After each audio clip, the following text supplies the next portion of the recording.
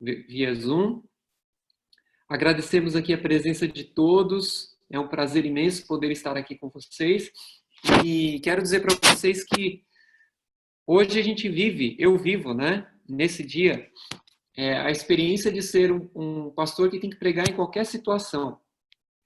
Eu já preguei num frio extremo, com as pernas tremendo. Já preguei com diversos problemas. Com falta de voz, sem voz, né, praticamente. A voz acabar no meio do sermão. Enfim, pregar com medo, pregar com tristeza, pregar enfim, diversas situações. E hoje eu estou numa situação de uma crise alérgica e eu vou pedir, às vezes, licença para vocês para me cuidar um pouquinho aqui, para a gente poder atender bem a igreja, tá? Então, eu peço desculpas a vocês por isso, mas para quem tem rinite, essa é uma realidade que acontece. Mas, queridos, é muito bom poder estar aqui com vocês e eu convido a todos a abrirem a Bíblia em Gênesis 19, de 1 a 5. Por favor, peguem sua Bíblia e abram em Gênesis capítulo 19, de 1 a 5.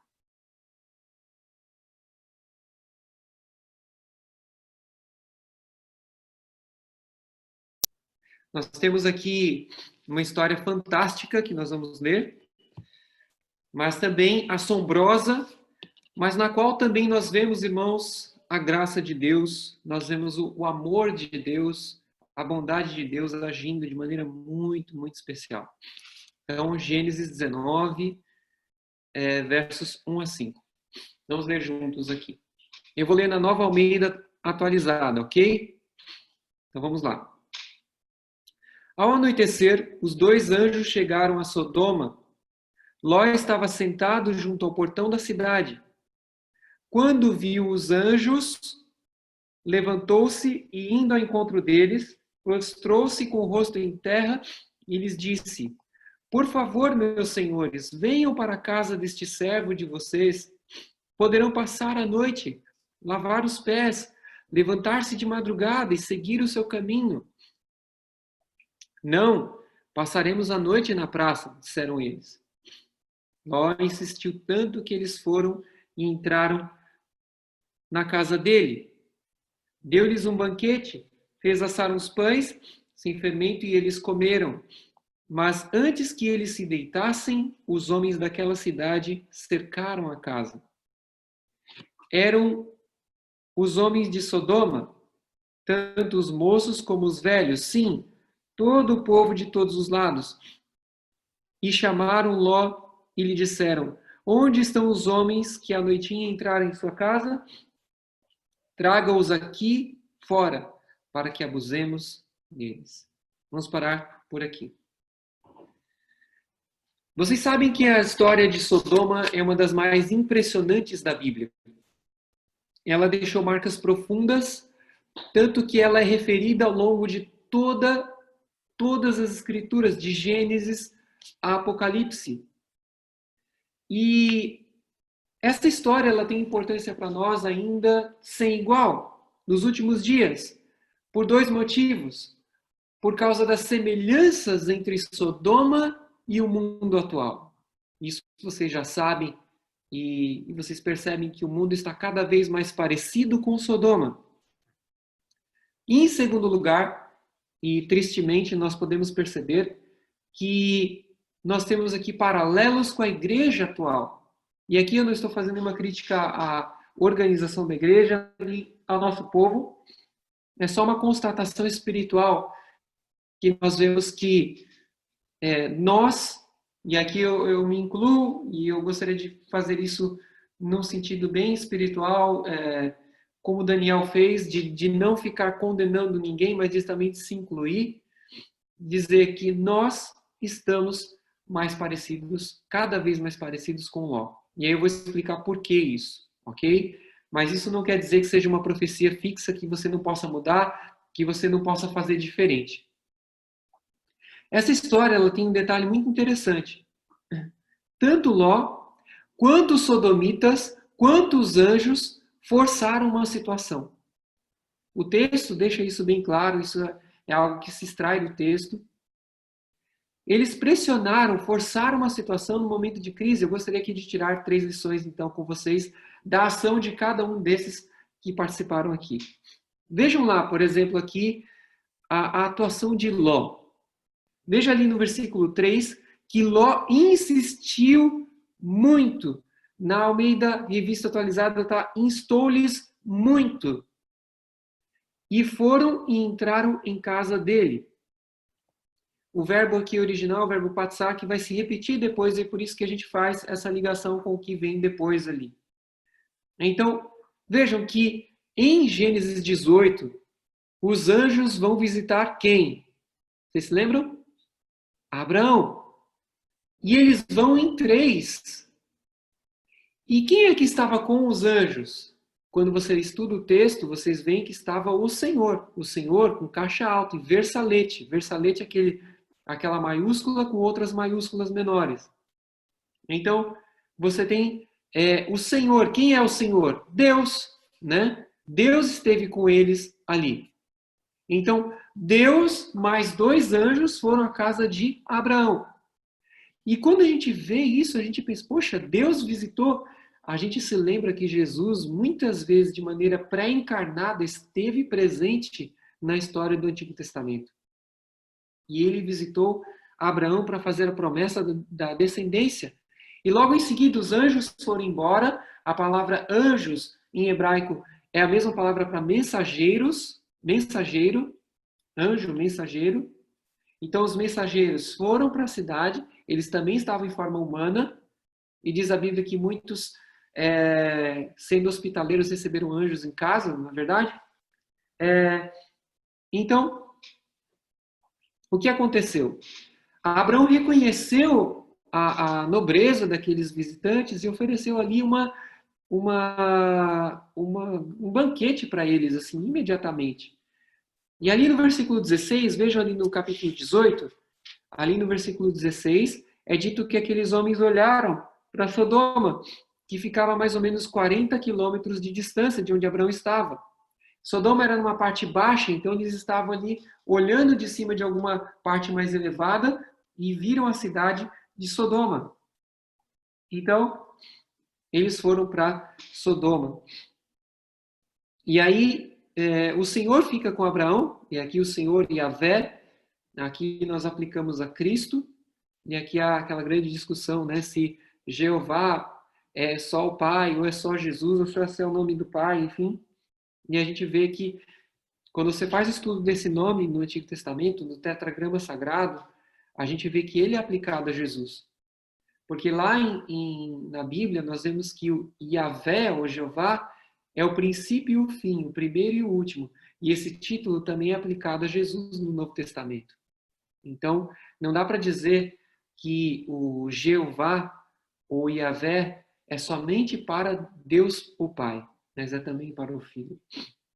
Então, vejam, queridos, que aqueles homens então olham para Sodoma, Abraão então fica com Deus, fica com Jesus ali, o ser divino, Cristo, né, em pessoa, e o Senhor ali, Cristo, revela a Abraão o que ele vai fazer com Sodoma, e Abraão começa a interceder por Sodoma. Nos versos 22 a 33. E você se lembra que quando Abraão escuta da destruição de Sodoma, ele começa a interceder por Sodoma. E se lá houver 50 justos, Senhor, destruirás os 50 justos com os ímpios? E Deus fala, não, destruirei os justos com os ímpios. É lógico que Abraão aqui está intercedendo por Ló, ele estava em Ló, e logicamente com qualquer outro justo que estivesse lá. E aí vai descendo, Senhor, mas se tiver 40, se tiver 30, se tiver 20, se tiver 10, aí Abraão fica, eu acho, meio envergonhado, para ali nos 10, e Deus diz, se tiver 10 justos em Sodoma, não destruirei a cidade por amor dos 10. E aqui a gente vê, irmãos, o papel preservador do remanescente.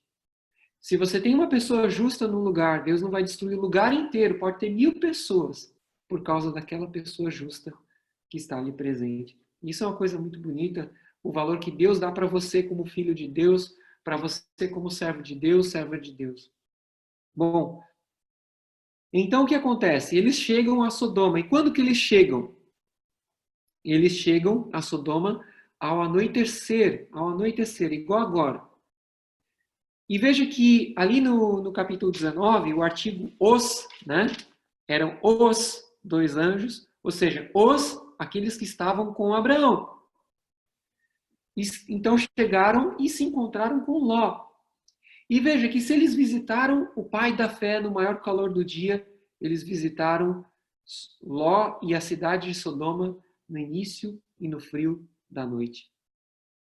E é porque exatamente na escuridão da noite que o pecado mostra a sua face. Ali no versículo 21, é dito que o propósito, vocês podem ver aqui, o propósito era ver se a situação de Sodoma era exatamente de acordo com o clamor que chegava até Deus. E aqui nós vemos o princípio repetido do juízo investigativo antes de destruir a cidade. Então, vejam que Deus, sempre antes de agir, de trazer uma ação forte, trazer um grande juízo, ele compartilha o seu julgamento com os seres criados, sejam seres humanos, sejam anjos. Ele fala, vão lá e vejam, vocês vão ver se eu não estou fazendo isso corretamente. Porque Deus ele tem uma gestão transparente. Uma vez eu fui entrar, disseram que as prefeituras eram obrigadas, né, a pôr tudo o que estavam fazendo no site, né? E eu fui ao site para ver o que estava acontecendo. E eu cheguei lá no site e eu não achei o que eu estava procurando. Eu não achei o que eu estava querendo encontrar. Aí eu estava vendo, assim, aqui na nossa cidade, que os vereadores estavam com um projeto especial. Eles estavam com o projeto de tombar os paralelepípedos da cidade, numa descida, assim, né? E eu fiquei imaginando, assim, num dia de chuva, né? Os paralelepípedos bem molhados, assim, tombados, ou seja, você não pode tirar os paralelepípedos, você não pode pôr asfalto. E aí o carro vai brecar, né? E bate com tudo ali, né? Então, a gente vê que Deus, por mais que ele seja onisciente, por mais que ele seja onipotente, ele não foi um Deus, e nunca foi, e nunca será um Deus autoritário. E por isso ele envia os anjos ali para verem com os olhos da criação, não os olhos do divino, não os olhos eternos de Deus, não os olhos oniscientes de Deus, mas seres criados verem o que estava acontecendo em Sodoma. E nós vemos que Ló fez o mesmo que Abraão. Olha que bonito, Ló copiou aqui o exemplo de Abraão, porque ele aprendeu isso com o seu tio, e ele então recebe os anjos ali, recebe os mensageiros, que até ali eram apenas seres humanos comuns, mas nobres seres humanos. Mas em vez de aceitar prontamente o convite, os anjos fizeram menção de passar adiante, de ficar ali na praça, ficarem dormindo na praça. Vejam, queridos, que nesse momento nós vemos a atitude salvadora de Ló. Diz ali que ele insistiu muito com eles para ficarem na casa dele.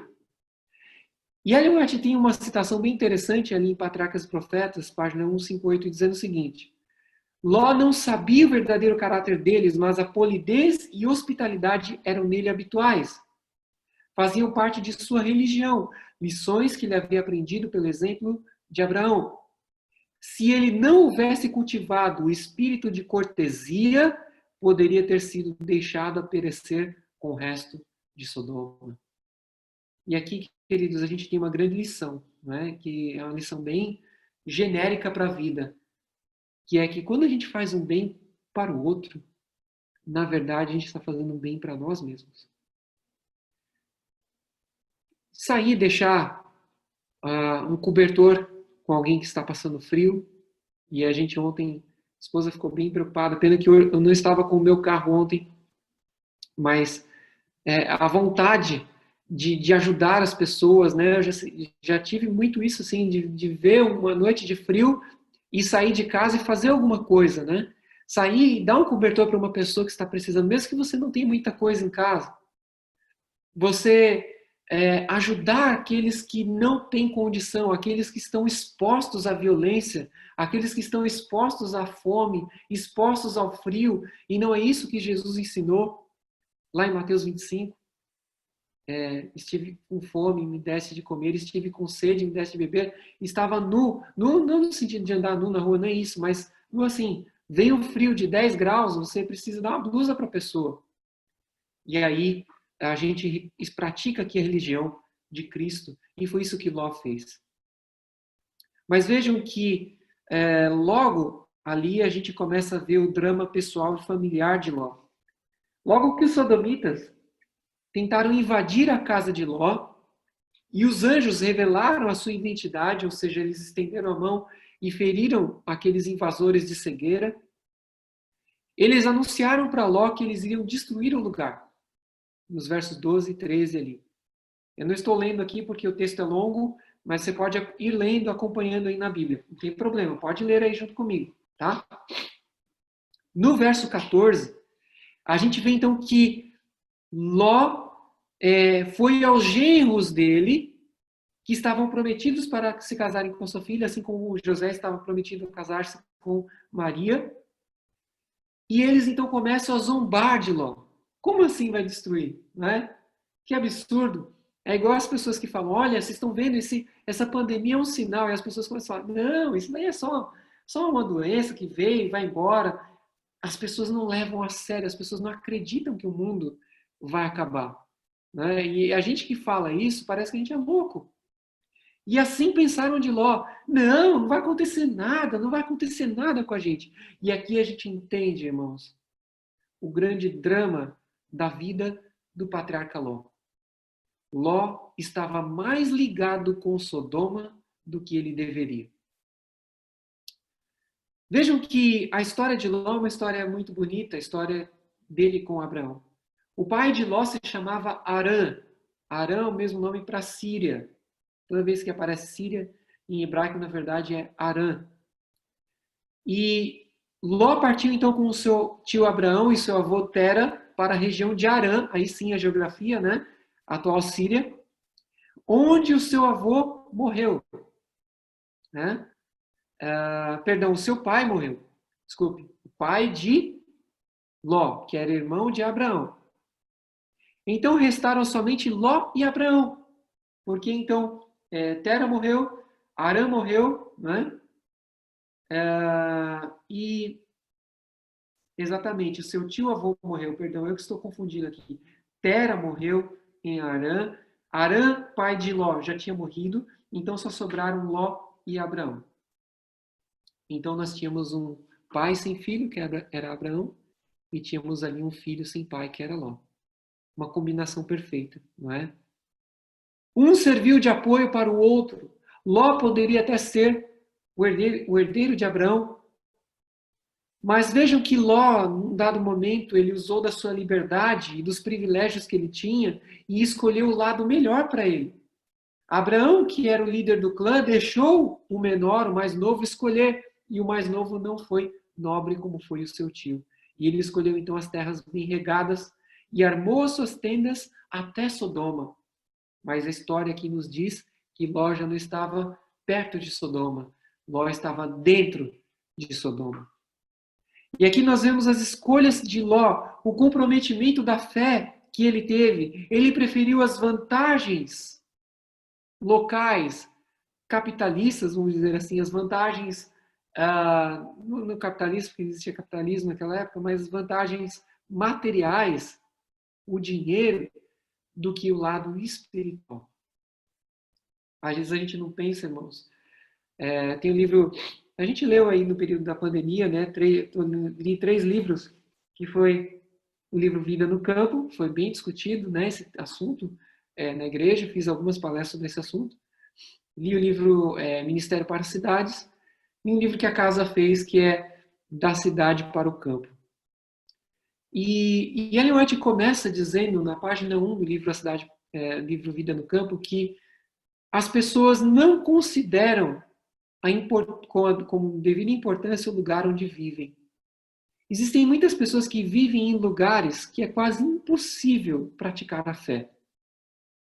porque se não elas, mas os filhos, estão expostos a terríveis influências dos amiguinhos, né? Das pessoas que estão ao redor. Infelizmente é assim o mundo de hoje, não é? Então Ló, ele falou, olha, eu vou para lá porque lá para mim vai dar muito mais dinheiro, lá para mim vai ser muito mais vantajoso economicamente. E aí então Ló pôs a sua família em risco. Ló tinha duas mulheres, duas filhas, moças, e ele foi para uma região famosa por seus pecados.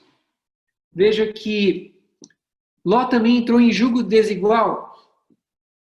Ele provavelmente se tornou o juiz da cidade, porém o juiz numa cidade corrompida, porque ele estava na porta da cidade. Quem fica à porta da cidade é o lugar onde se julga, onde tem os mercados, onde tem as decisões centrais da cidade. E lá estava Ló, na cidade. E ele cedeu a mão de suas filhas para os sodomitas. Imaginem vocês. Vocês têm duas filhas. Eu tenho uma filha, uma menininha de 3 anos. Imagine você dar a sua filha em casamento, ou prometer em casamento para um sodomita, né? Alguém de Sodoma, uma cidade conhecida pelos seus pecados. E aqui nós vemos que Ló se enganou profundamente. Ellen White fala que Ló achou que poderia, ali em Patriarcas e Profetas, página 168, conservar-se livre da iniquidade de Sodoma, mas ele fracassou. Ele fracassou. Página 168. Sabe, irmãos, muitas vezes a gente tem essa ilusão, né? A gente acha que a gente pode ir um pouco mais. A gente pode se associar às pessoas que fazem coisas diferentes. E aqui eu não estou falando que a gente tem que viver numa bolha, a lição da escola sabatina está falando sobre isso. A gente tem que se envolver com as pessoas do mundo, mas nós não podemos nos envolver com as atividades do mundo, com as práticas do mundo. E hoje é comum cada vez mais a gente ver cristãos, não é? Cristãos que levam o nome dessa fé, praticarem coisas que jamais imaginaríamos, né? A gente vê, enfim, muitas coisas acontecendo. Então Ló ele vacilou no momento crítico e a crise então começa a revelar a indecisão de Ló. Ela começa a mostrar que Ló estava balançado. Veja que já estava amanhecendo e Ló ainda não tinha saído da cidade. Os anjos, ali no verso 15, apelaram novamente para Ló e a sua família. E ele ainda assim continuou. E ali no verso 16, ele ainda demorou. E os anjos que tiveram então que pegar Ló pela mão e tirar assim ele, sua esposa e suas filhas. Forçadamente. Forçadamente. Faltava disposição em Ló para abandonar Sodoma. E aqui a gente vê, irmãos, que a questão não era sair somente de Sodoma, mas Sodoma sair do coração de Ló. Ele precisava deixar para trás as coisas dele, precisava deixar para trás pessoas, precisava deixar para trás, enfim, imóveis. E a crise, então, repito, não somente causou a sua indecisão, mas revelou a indecisão do patriarca. Revelou a indecisão do patriarca. Então, irmãos, me perdoem, viu? Amanhã eu vou ter que acordar às 4:30 da manhã e ainda gravar programa no Lições da Bíblia. Eu estou preocupado porque não dá para gravar só no nariz, né? Mas orem por mim que eu vou precisar. Mas vejam, por tudo isso, irmãos, nós podemos dizer que Ló, ele vivia o drama laodiceano. O que é o drama laodiceano? É o seguinte: eu quero o melhor de Deus, o melhor do céu. Vamos para o céu, né? Lado a lado aqui, vamos para o céu. Eu quero o céu, eu quero ruas de ouro, eu quero Jesus, eu quero louvar a Deus, mas eu também quero o melhor do mundo. Eu quero as coisas que o mundo pode me oferecer. Eu quero ir até o máximo que eu posso em relação aos prazeres e aquilo que o mundo oferece. Só que nessa ideia, muitas vezes a gente pode estar equivocado. Existe um ditado lá no norte do Brasil que não se pode estar em pé em duas canoas. Se você põe o pé numa canoa e põe o pé na outra canoa, o que acontece? As pernas se abrem e a pessoa cai na água. Não se pode estar em pé em duas canoas.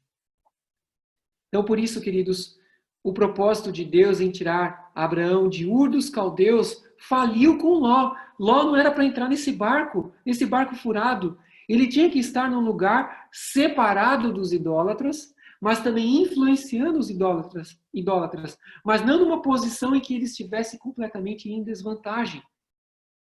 E assim ele seria abençoado.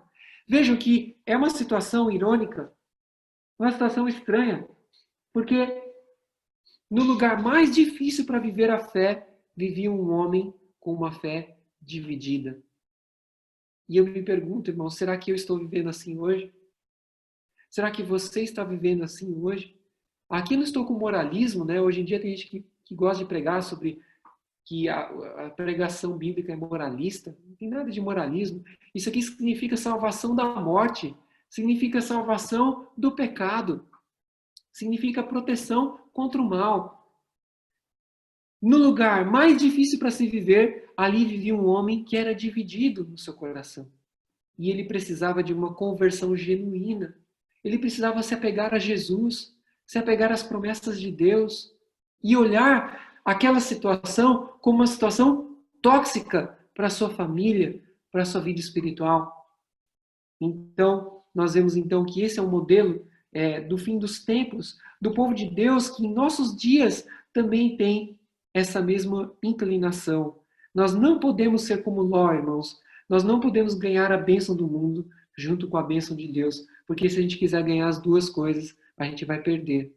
E perder especialmente a nossa família. E aqui me vem à mente uma das coisas que me preocupam. As taxas de divórcios na igreja hoje não estão tão diferentes hoje das taxas de divórcio no mundo, não é? Porque muitas vezes o conceito de casamento, o conceito de relacionamento que existe dentro de muitos casais, de muitas famílias, é um conceito que não está baseado na cosmovisão bíblica, não está baseado numa visão bíblica adventista de família. Então eu desafio cada um de vocês a buscarem a vontade de Deus, a se ligarem a Jesus, a buscarem o plano de Deus para a vida de vocês. E temos muitos livros para isso, nós temos muita literatura, o Lar Adventista, temos muitos livros que nos ajudam a conhecer o que Deus quer para nós. Bom, eu falei que Ló pressionou os anjos para eles serem bem recebidos, né? Ele insistiu, ele instou com eles muito. E aqui no versículo 9 nós vemos então o mesmo verbo usado para Ló, usado aqui para os sodomitas. Diz ali no verso 9 que eles arremessaram-se contra o homem, contra Ló. E o verbo aqui é patsar, no hebraico, que é o mesmo usado para instar no versículo 3. Vejam, assim como a hospitalidade insistente de Ló decidiu seu destino, a malignidade excessiva e agressiva dos sodomitas decidiu o destino deles. Vejam que os sodomitas não somente tentam destruir Ló, como também tentam abusar dos anjos. Olha a situação, olha que coisa terrível. Vejam que os sodomitas fizeram que os ímpios farão logo após o juízo final.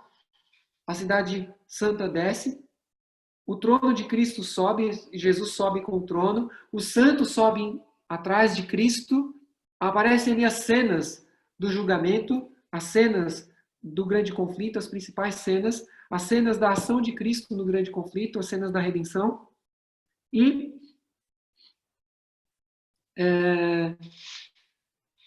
depois as pessoas começam a se lembrar das coisas que Deus fez por elas para salvá-las. As vezes que as pessoas rejeitaram a salvação, rejeitaram os apelos, as pregações que entraram no ouvido e saíram pelo outro, os apelos das mães e dos pais que não foram ouvidos. E aí então, irmãos, depois disso, todos se ajoelham, reconhecem o amor e a justiça de Deus, mas depois disso, Satanás ele chama todos vão então atacar a cidade. Os sodomitas fizeram isso. Eles foram completamente malignos, eles foram para abusar de homens, não é? E isso, queridos, é um grande absurdo. Isso é uma coisa terrível. E hoje em dia, a ideia, né, aqui contida, lógico que você tem que separar as duas coisas, né? Uma coisa é o abuso coletivo, estupro coletivo, outra coisa é o homossexualismo. Mas as duas coisas estão combinadas aqui nesse texto, e a palavra para homossexualismo na Bíblia também é chamada de sodomia, e essa palavra passou para nós hoje, né? No vocabulário em português existe essa palavra. Então, uma coisa que a gente tem que entender é que Deus ama os homossexuais. Eu não estou falando aqui que homossexuais estupram, estou falando isso também. Mas Deus ama os homossexuais? Ama. Deus aprova a prática homossexual? Não aprova. E existem pessoas que não têm prazer em se casar, homens que não têm prazer em se casar com mulher, mulher que não tem prazer em se casar com homem? Tem. Mas Deus não aprova a prática homossexual. E esse modelo que ocorreu aqui em Sodoma é algo para nos lembrar que Deus desaprova completamente essa prática e diz lá no Novo Testamento que aqueles que praticam essas coisas, mesmo que não seja por estupro, mesmo que seja uma relação consensual, são pessoas que estão se inflamando e que não vão herdar o reino de Deus. Isso não sou eu que estou falando, é a Bíblia. Ok? E eu não quero com isso ferir alguém. Se alguém aqui que estiver me ouvindo tem vivido ou tem sentido a chamada homoafetividade ou pratica ou vive a homossexualidade, eu não quero aqui dizer que eu sou melhor do que você. Eu não estou querendo dizer aqui que eu rejeito você. Não estou falando isso. Eu só estou falando que a palavra de Deus não coaduna com essa prática. E você precisa repensá-la. Assim como todos nós temos tendências. Um tem tendência para beber, outro tem tendência para, enfim, várias coisas erradas. E a homossexualidade, que muitos dizem que é apenas uma condição, que é algo natural, que é algo inevitável para algumas pessoas, Jesus fala ao seu coração nessa noite. Não é esse o plano de Deus para a sua vida. E Deus pode tornar você uma pessoa feliz. Deus pode ajudar você a superar isso. Deus pode, enfim, estar ao seu lado. Pode mostrar para você que Ele tem um plano maior para você. Mas vejam que os sodomitas, eles não eram apenas, não estavam apenas pensando numa prática homossexual.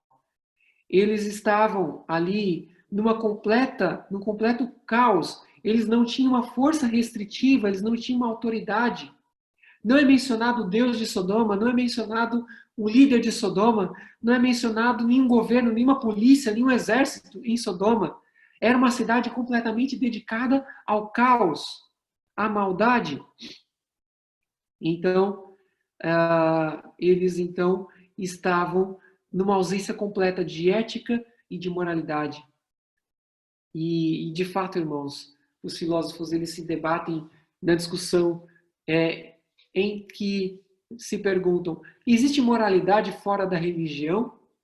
Existe noção de certo e errado fora da religião? E os filósofos chegaram à conclusão, muitos deles, de que não há, fora da religião, noção de moralidade, embora se fale em ética. Então, a gente tenta ver aqui, se você, por exemplo, for às ciências naturais e tentar extrair uma ética, você vai chegar a uma ética que existe nas ciências naturais, que é a ética do mais forte. O mais forte domina o mais fraco. E foi essa ética que levou aos maiores desastres humanitários da história, tanto pelo nazismo quanto pelo comunismo. E hoje, irmãos, a gente vê que a gente cai num desses dois extremos, né? O mundo, quando não está indo para o comunismo, que matou centenas de milhões de pessoas, está indo para uma direita extrema completamente irrefletida. E aí eu falo o que eu tenho falado em minhas pregações. O cristão não é nem de um lado nem de outro. O cristão é de Cristo. Fecho aqui os parênteses. Mas, queridos, então eles exaltam o hedonismo. O que é o hedonismo? É a busca desenfreada pelo prazer. E eu pergunto, será que nós não estamos vivendo nessa realidade hoje? Será que hoje a nossa sociedade não é uma sociedade ultra hedonista? Lá em Isaías 22:13, né? Comamos e bebamos, porque amanhã morreremos, né? A busca desenfreada pelo prazer. E vejam que Ellen White fala que hoje vivemos tempos assinalados pelo abandono dos princípios.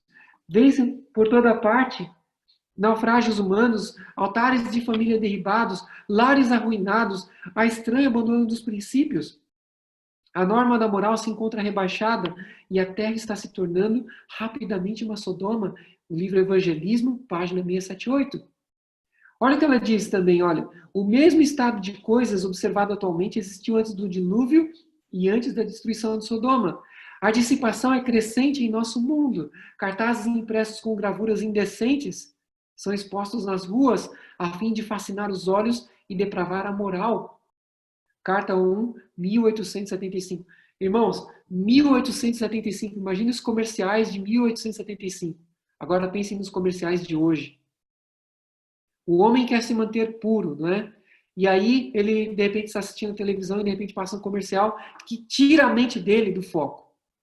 E assim é muito fácil escorregar e cair no pecado. É muito fácil, porque as chamadas são constantes. Olha o que ela diz aqui, olha. A disciplina dos jovens naqueles dias de Sodoma era semelhante à forma em que as crianças estão sendo educadas e disciplinadas nesta época. Como que é? A saber, amar a excitação, glorificar a si mesmas e seguir após a imaginação de seu perverso coração. Agora, como naquele tempo, a depravação, a crueldade, a violência e o crime são resultados. Fundamentos da Educação Cristã, página 317.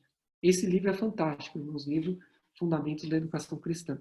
Vejam que quando você pega uma criança e quando você quer simplesmente mantê-la animada, ocupada o tempo todo, né?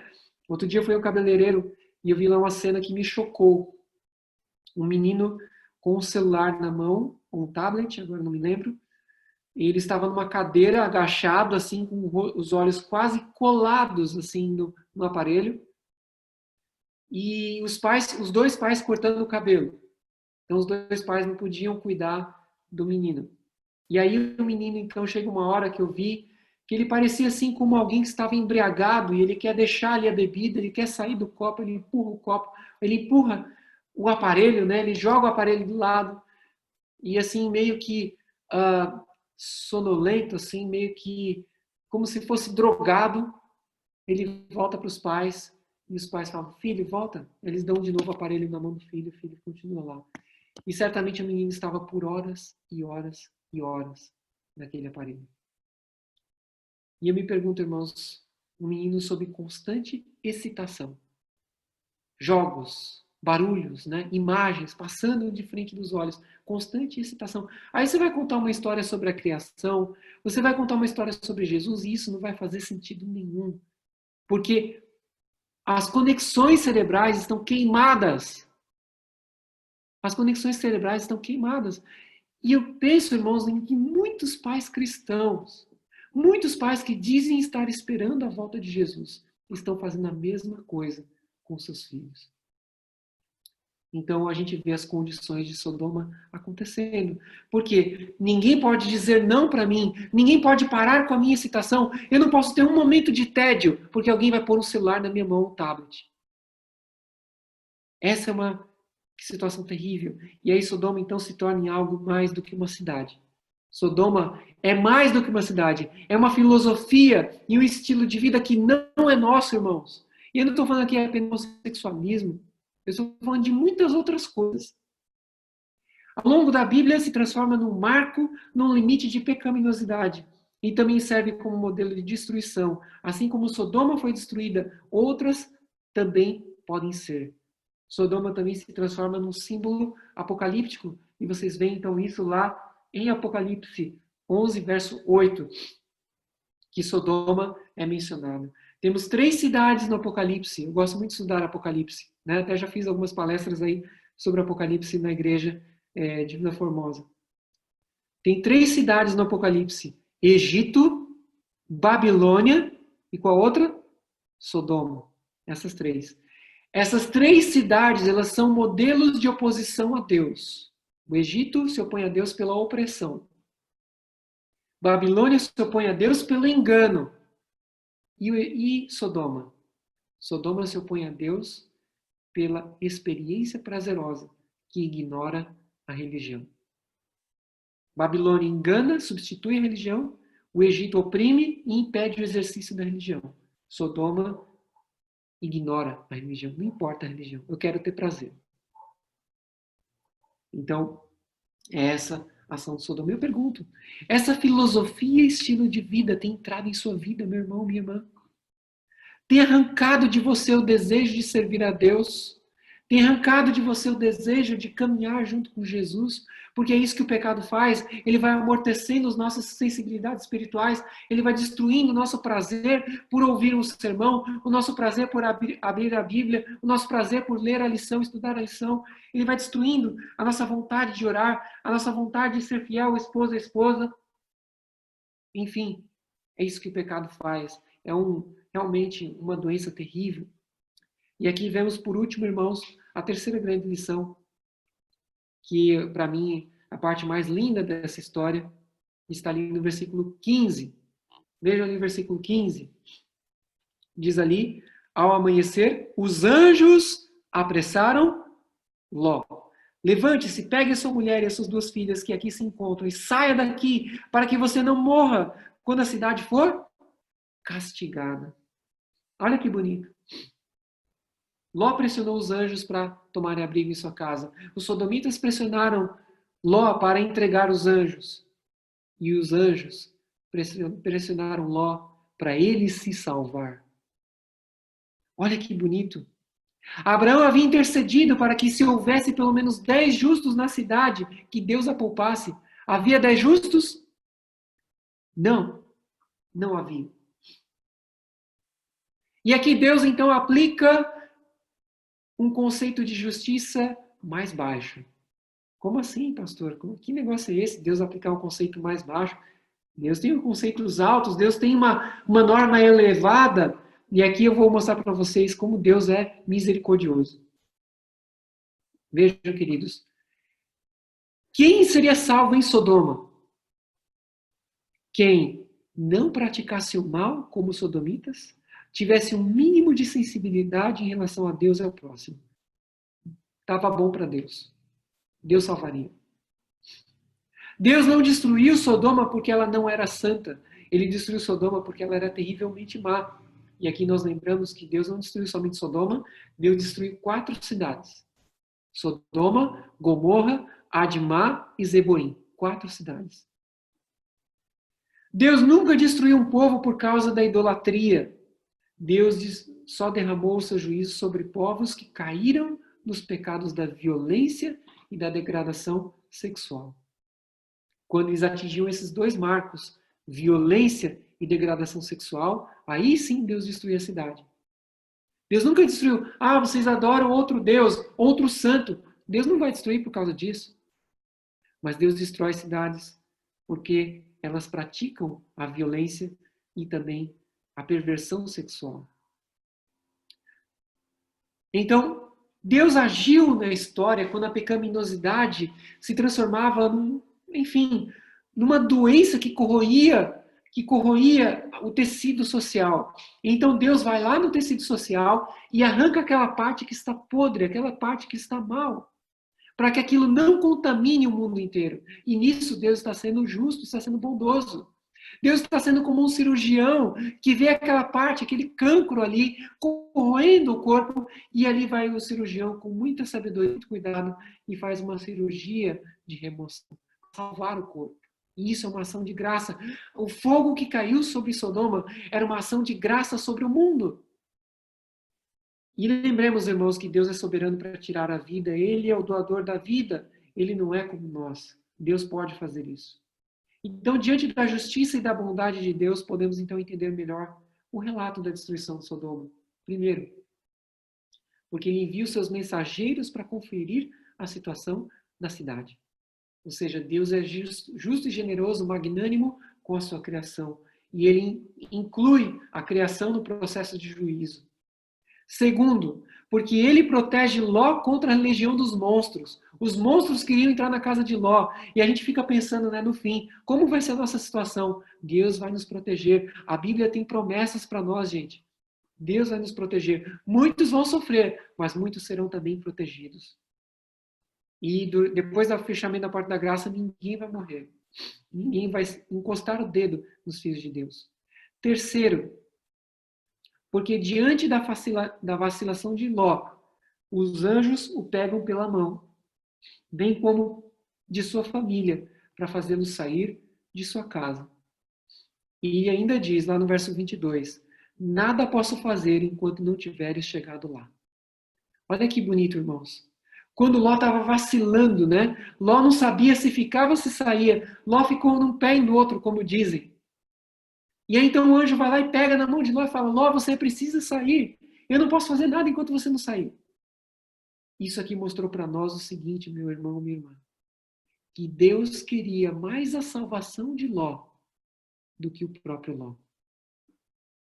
Deus quer mais a sua salvação do que você mesmo. Muitos pensam que Deus está assim, olha, está lá com um binóculo espionando a sua vida, né? Olha o que ele faz em casa sozinho, olha o que ele faz em casa à noite, olha o que ele faz na internet, olha o que ela faz na internet, olha o que ele faz aqui quando todo mundo vai embora, olha o que ele faz na escuridão.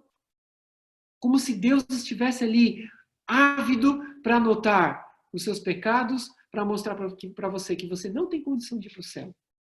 E tem aquela própria frase de Lutero, né? Quando olho para mim, não vejo como me salvar, mas quando olho para Cristo, não vejo como me perder. E aqui, irmãos, a gente vê uma coisa bonita. Se for preciso, Deus vem e Ele vem pegar a sua mão para te puxar, para te levar para o céu. E depois Ló ainda quer ir para uma cidade, e aí a cidade de Bela, e aí o anjo fala assim, pode ir para lá, porque essa cidade também seria destruída, mas porque você vai para lá, a cidade não vai ser destruída. Verso 21. Então, queridos, uma cidade foi poupada ainda nessa história. Ló foi poupado. Deus puxou a mão de Ló. Deus salvou Ló. E imagina as pessoas, irmãos, que no fim dos tempos Deus vai fazer a mesma coisa. E hoje, meu irmão, minha irmã, Deus está puxando a sua mão. Deus está falando, olha, eu quero que você seja salvo. Eu quero que você não seja destruído com o mundo, porque Deus não vai destruir pessoas, Deus vai destruir Satanás e seus anjos.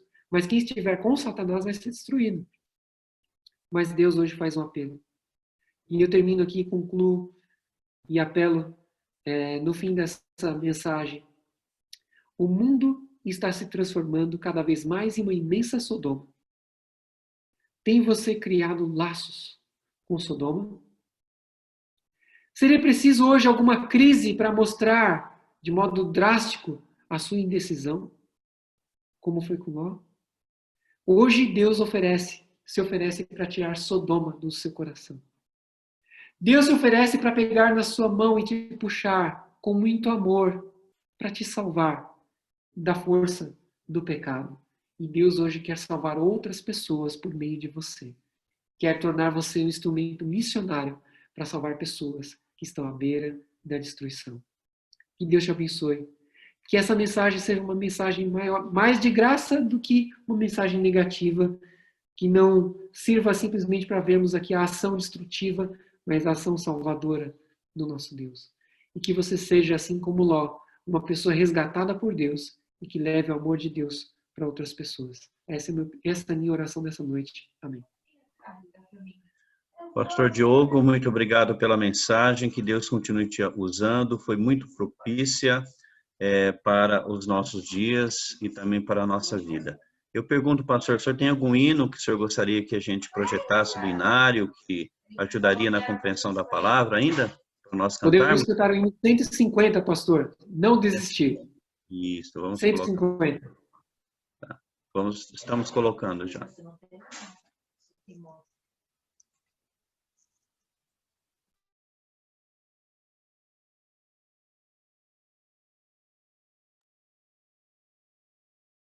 Pastor, por favor, faça uma oração final para nós, por gentileza. Ok. Vamos orar, queridos irmãos. Nosso maravilhoso Deus, nós te louvamos nesta noite, porque o Senhor é um Deus de graça, de amor, um Deus de justiça, e que mesmo os teus juízos, Senhor, são juízos que são dados para salvar. Se não salvar as pessoas que estão sofrendo a punição, mas salvar os outros que precisam ser protegidos do mal. Pai querido, nós queremos, Pai, nessa noite reconsagrar a nossa vida a Ti. Nós vivemos hoje numa Sodoma global. Vemos que Pedro, o apóstolo Pedro, o santo apóstolo, disse que devemos ser tais como aqueles que vivem em santo procedimento e piedade, Senhor Deus, sabendo que os céus se desfarão em fogo, Senhor Deus, e os elementos se desfarão abrasados. E que nós precisamos, Senhor Deus, nos aproximar mais de Ti. Precisamos, Senhor, decidir para que lado nós vamos seguir, se é para o Senhor ou se é para Baal. Ó Pai querido, nós não queremos, Pai, nos comprometer com o mundo. Queremos, Senhor Deus, ser mais e mais dedicados a Ti. Não fanaticamente, Senhor Deus, não julgando os outros, não querendo ser melhores do que os outros, mas, Senhor, pelo contrário, reconhecendo que somos pecadores, que somos pessoas que precisam da Tua graça a cada instante, a cada segundo. Pai querido, por favor, venha abençoar a igreja de Vila Formosa. A Tua igreja, Senhor Deus, não está podendo se reunir como antes, mas, Senhor, está unida pela fé. Abençoa, por favor, o pastorado da igreja, Senhor Deus, a família pastoral. Abençoa, por favor, Senhor, os líderes, os anciãos, os diretores de departamento. Abençoa, Senhor, os membros de todas as origens, Senhor Deus, de todos os lugares. E, por favor, Pai, abençoa que esta igreja seja uma luz, mesmo que esteja espalhada, Senhor Deus, mas que continue pregando. Pai, obrigado por essa noite. Dá-nos uma semana de vitória, de bênção na Tua presença, em nome do Senhor Jesus. Amém. Amém. Pastor Diogo, que Deus continue te abençoando ricamente, tá? Foi uma alegria tê-lo aqui novamente e os demais.